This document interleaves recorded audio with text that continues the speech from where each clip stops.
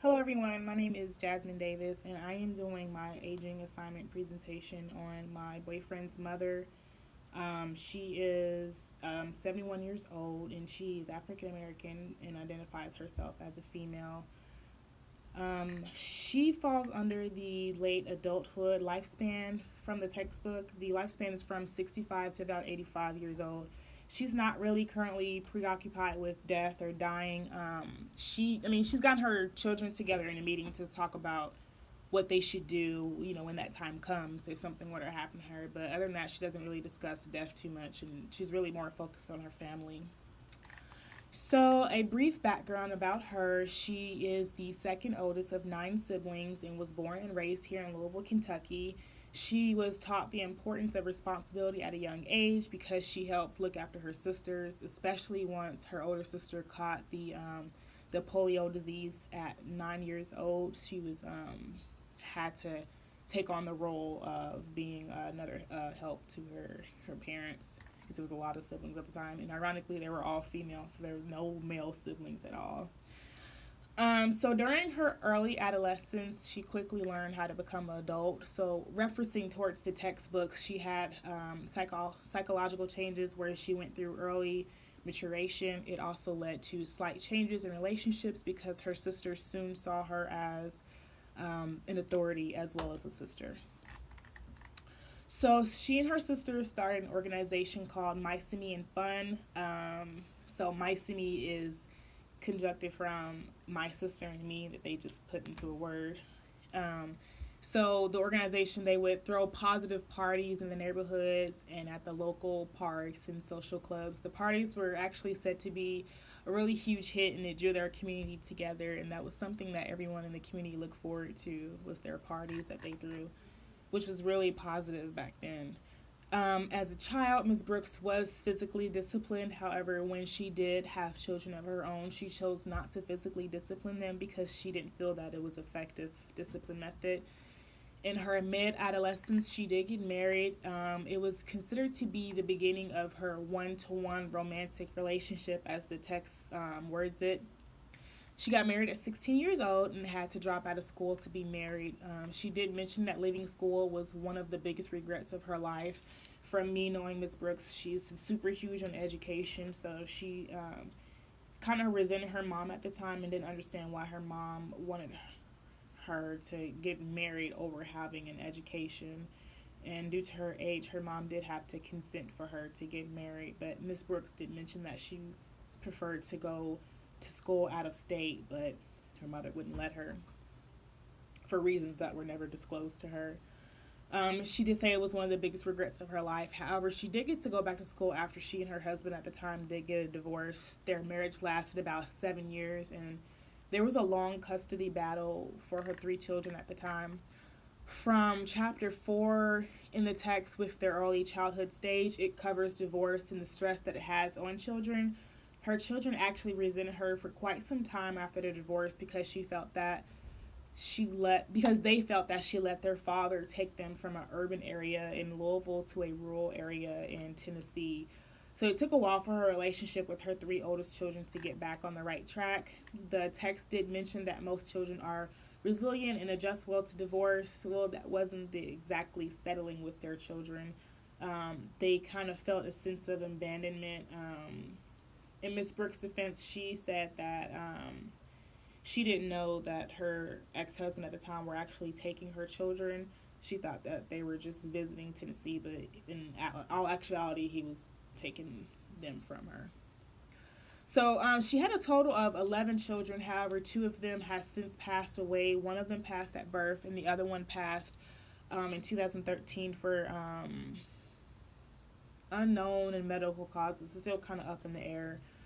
Currently, six of her children live in Louisville, and the other three live in Texas. So, even though her own marriage didn't work out, she never really remarried, and she encouraged her children to get married as long as their relationships are healthy. So, she's a huge advocate and support system for her children. She frequently travels between the two states to be active in her children and grandchildren's lives. So, even though her family's kind of like split up, she tries to make sure that she stays, active in everyone's life. She has a total of 40 grandchildren and great grandchildren. That's just from us trying to count up everyone. I mean, it's a huge family. You know, my son's included in one of the great grandchildren, and we're still expanding the family. So it's a huge family. She maintains an amazing relationship with them with steady and frequent contact. If she's not in the same state as them, she always calls to talk to them or check up on them. Her first actual job was working at the local library in her neighborhood. She attended a lot of the after school programs that occurred at the library because she was very big on learning and education at the time. She joined the Army in the 1960s. During her military career, she was a record specialist and was involved in military policing. It was a challenge for her to get child care while in the military. I don't think they really got paid too much back then, but I know that her family had to help out a lot with watching her children whenever she was overseas. Her mother did not approve of her to join the military. She mentioned that they clashed a lot about her career choice. Um, Her siblings were actually more supportive than her parents were. So she retired after 20 years of service due to a knee injury. The knee injury didn't occur while she was like working or anything. It was something that happened outside of work. She's not currently working and lives off of her VA benefits. She has helped advocate for many social injustices. Ms. Brooks is a huge social injustice advocate, and she will talk you for long periods of time about social injustice topics. She was involved in the Million Women March of 1997, the 2017 Women's March that happened in Washington, D.C., and she was also in attendance at the Dallas protest of 2016 that resulted in the shootings of the police officers that occurred. She was mentioned. She was telling us a story about how she was marching down the street and just heard all the bullets going off and everyone running. So she was in the midst of all that. So it was actually really scary for us at the time because no one was answering their cell phones. It was her and my boyfriend's sister, and we were just trying to get in contact with them because it was so crazy. But she was there when that happened. An event that had a huge impact on Ms. Brooks was the assassination of Dr. Martin Luther King. She actually went into a depression afterwards because she was unsure of her safety and the safety of her children at the time. So her depression temporarily led to her sisters looking after her children until she was able to get back on her feet. This can be considered a turning point in her life, as we talked about in chapter 1, because um, her children were taken, well, they weren't taken from her. She had to give up her children to her sisters because she wasn't in a mental state of mind. She, like, really went to huge, just big depression that everyone kind of stays clear from talking about. She views the death of a loved one as the most significant change in family life. The passing of her daughter in 2013 really impacted her, and it's taken her quite some time to come to terms that her daughter is no longer alive.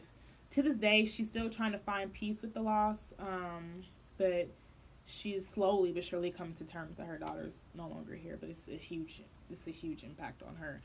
Adding to the family is something that she sees as a blessing. She has a great love to her family and loves like news of a baby and marriage. She loves hearing things like that. Current significant social problems to her would be the shootings of African Americans by members of law enforcement. The shooting deaths bring back memories of racial injustices and murders that she witnessed as she was growing up as a child, and it really brings her a lot of discomfort.